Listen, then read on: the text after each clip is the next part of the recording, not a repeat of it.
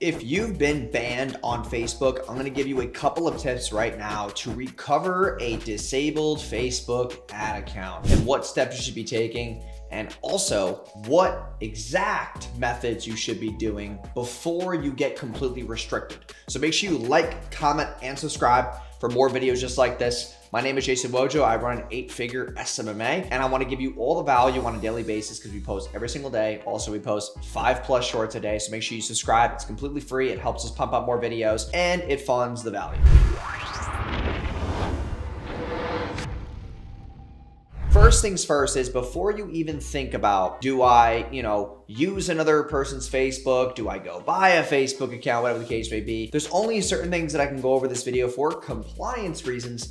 So make sure that you obviously pay attention because I'm going to try to give you as much value as possible. So first things first, before you even think about how do I recover my Facebook account, let's actually go over some really key compliance measures that you should be taking when you do have a Facebook account that is running. Okay. So first things first is before you even think about, hey, am I going to get banned? Am I on the cusp of getting banned? Here's a couple things you should realize. When you're writing Facebook copy, when you're making creatives, here's a couple things to stay away from. Number one is do not use the words you and your in possessive fashions. So talking about your money, your body, your weight, all these things that you're making possessive, stay away from. Second thing is don't have a lot of flashy colors or scammy looking colors. A lot of yellow, red, bright shit that looks scammy. Stay away from that in your ads and your landing page as well. Number three is the shorter the landing page, the better. So you can hide a lot of the uncompliant things in a video, but obviously not in the first 30 seconds to 1 minute of that video. Okay, so if you're running a VSL, you don't want to put a lot of uncompliant shit in the first 30 seconds. Okay, so making big, bold claims, showing a lot of exotic cars, women, stuff like that is obviously not compliant as well. Talking about weight, talking about trimming fat, talking about things that are just massively uncompliant for the Facebook ad platform. Fourth is make sure your business manager is verified. If you are running ads on a business manager that is new, that is unverified, you are more susceptible to getting banned.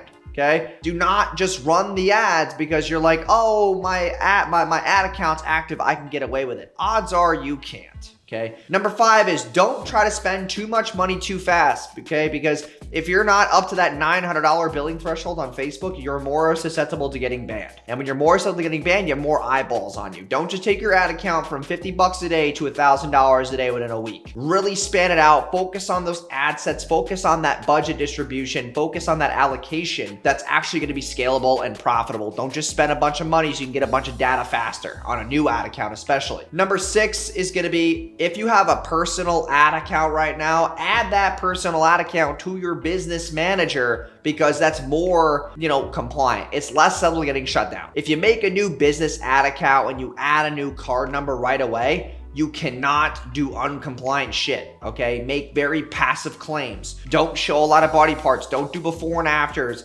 Don't call out certain age groups. Those are things that become possessive in the Facebook ad algorithm because there is one, okay? You need to be more compliant when you're running Facebook ads right now. More subtly getting shut down going into the new year. A lot of business managers' ad accounts get shut down this time of year. So please be careful. Now, if you do get disabled, understand that the best way to really take care of that ticket is going to be through starting a chat. Don't just go to the request a review button and click request a review and just let Facebook's AI take care of it. You got disabled for a reason. Maybe the AI misfired, but you should go into a chat first and get a rep on it and explain on the issues so that you're more susceptible to getting reactivated. Don't just click request a review and then do that because that's going to make you get banned more likely. Because if you're depending on an AI robot, I know AI is cool and it's sexy and it's automated, but it's not always going to be a human looking at it, okay? And that's better. So put it into manual review, not just request a review. Go start a chat with a rep and explain to the rep the issue and actually go through those steps first. Another thing is make sure your Facebook pages and etc. actually have authority and posts and likes. So what I mean by that is if you're making a new Facebook page, you start running ads to it, make sure that you run page like ads to start it. Warm up the ad account correctly. Don't just run purchase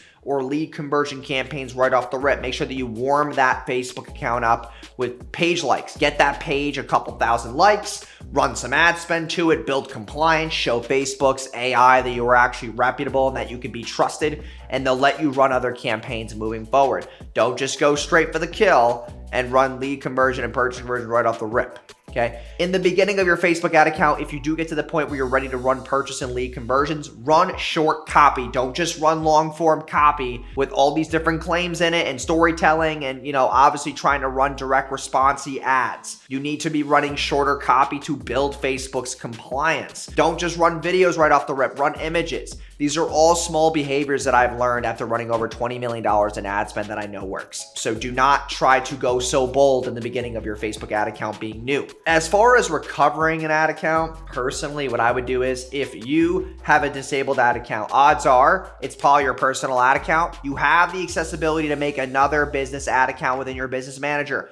Make that ad account first, build compliance, then put that ad account into review, because now it's going to show to Facebook, hey, listen, this ad account got banned, but he has another one that's running very, very well. You have 2 chances at it. You can't mess it up. Don't just feel the need because your ad account's disabled that you have to request a review right away. Get that second ad account running, build compliance, build that, relationship with Facebook and show them that you are a reputable media buyer or advertiser, so that you do have that claim when you're inside your chat talking to that rep. So those are just some things that I've learned over recovering Facebook ad accounts. There are other routes that you can take, which I can't get into in this video for compliance reasons, but inside of my agency accelerator group, I go over these methods that if it is a last resort and it gets completely restricted and your personal gets restricted, I can help you. So please click the first link in the description. I'm going to help you land your first client. And also it's an 8-week program and it's less than $100. So click the first link in the description and I can help you out tremendously. So please make sure that you like, comment, subscribe for these tips. These are things that I've learned over the past 4 to 5 years, spending over $20 million on